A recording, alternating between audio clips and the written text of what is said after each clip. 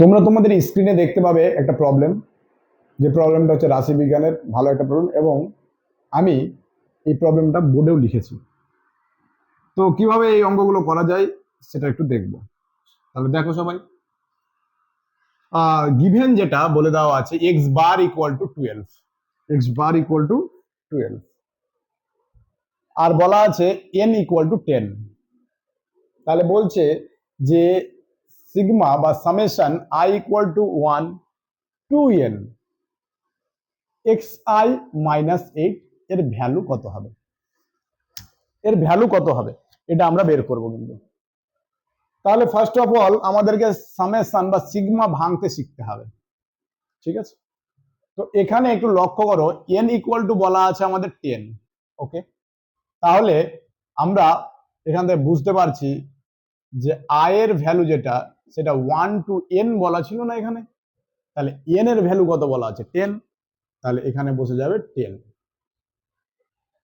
So এখানে যা আছে সেটা লিখো, i মাইনাস 8, ওকে? তাহলে লক্ষ্য করো এখানে i মানে 1 থেকে শুরু হচ্ছে, কত দূর পর্যন্ত চলবে, 10 পর্যন্ত চলবে। তাহলে লক্ষ্য করো একটু, তাহলে আমরা বলতে পারবো এটা ভাঙছি। তাহলে ফার্স্ট টার্ম কি হবে, x1 মাইনাস 8, ভালো করে বুঝবে, এই যে i এর জায়গাতে 1 বসিয়ে দিলাম।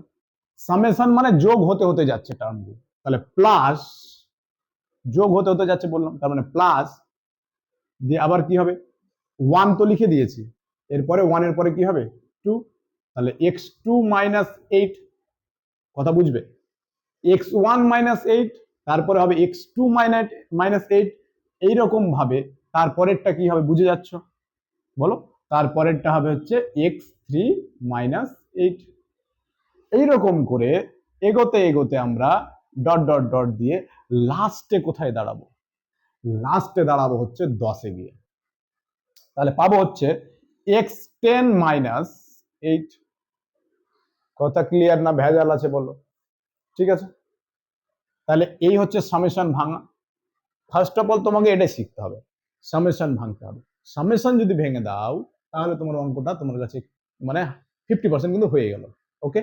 সো লক্ষ্য করো, এবার একটু লক্ষ্য করো যে এখানে x1, x2, x3 এইরকম করে তারপরে আসবে x4, x5, তারপরে x6, তারপরে x7, x, তারপরে 8, তারপরে x9, তারপরে আসবে x10, ঠিক না?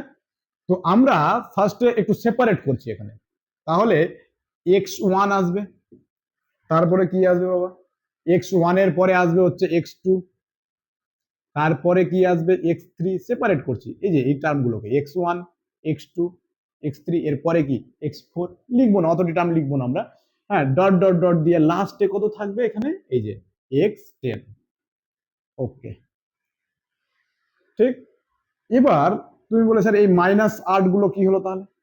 তো এখানে লক্ষ্য করো কতটা পদ আছে, আমাদের n এর মান কত 10, তার মানে এখানে কতবার আছে 10 বার আছে, তাহলে এখানে মাইনাস 8 কতবার আছে বলো তো, মাইনাস 8 আছে, তাহলে 10 বার, মাইনাস 8 কতবার আছে 10 বার, তার মানে একে আমরা 10 দিয়ে গুণ করে দেব, ঠিক আছে? যদি আমাদের এখানে n এর মান যদি 11 থাকতো তাহলে মাইনাস 8 ইন্টু 11 করতাম, তাই না? আচ্ছা, তাহলে এবার একটু লক্ষ্য করো, এখানে x1 plus x2 plus x3 plus etcetera xn x10, তো এর ভ্যালুটা কত হবে?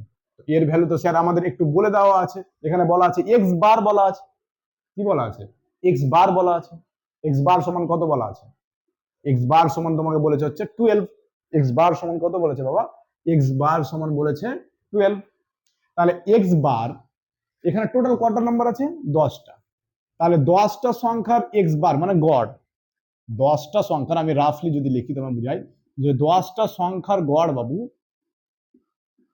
গড় যদি হয় কত 12 মানে 12, তাহলে 10টা সংখ্যার গড় যদি 12 হয় তাহলে এই 10টা সংখ্যার সমষ্টি কত হবে, আমরা সেই ছোটবেলা থেকে জানছি। তাহলে এখানে আমরা 10টি সংখ্যার সমষ্টি বলতে পারবো কত, সমষ্টি বলতে পারবো হচ্ছে 12 ইন্টু 10, তার মানে কত হয়ে যাবে বলো? 120। সিম্পল। কোন সংখ্যার এখানে 10টা সংখ্যার গড় 12, তাহলে 10টা সংখ্যার সমষ্টি কত হবে? গড়টাকে সংখ্যা যতটা আছে তত দিয়ে গুণ করে দাও। ওই রকম এখানেও করলাম। তাহলে এখানে আমাদের টোটাল এই যে 10টা সংখ্যা, এই 10টা সংখ্যার এখানে কি আছে? যোগফল বুঝিয়েছে। তাহলে যোগফল তাহলে কত হলো? তাহলে আমাদের হিসাবে 120। তাহলে লিখে দেবো 120 মাইনাস এখানে 8 10 কত হচ্ছে? 80। তাহলে এখানে কারণটা কিন্তু আমরা লিখবো। কারণটা হচ্ছে লিখবো যেহেতু এক্স বার সমান বলেছিল কত? 12। ওকে, তাহলে এক্স বার সমান যদি 12 হয় এবং এন সমান কত হয়? এন সমান যদি হয় এখানে বলেছে 10, তাহলে আমরা সমষ্টি মানে এদের সমষ্টি পেয়ে যাচ্ছি কত বলতো? তাহলে এদের সমষ্টি আমরা পেয়ে যাচ্ছি হচ্ছে 120, যেটা আমরা লিখেছি। তাহলে 120 থেকে 80 বাদ দাও, তাহলে কত হবে? 40। তাহলে আমাদের যেটা মান বের করতে বলেছিল সেটা মান বের করে নিয়েছি। ঠিক আছে, তাহলে এইভাবে কিন্তু এই প্রবলেমগুলো করবো, এইভাবে প্রবলেমগুলো কিন্তু হবে।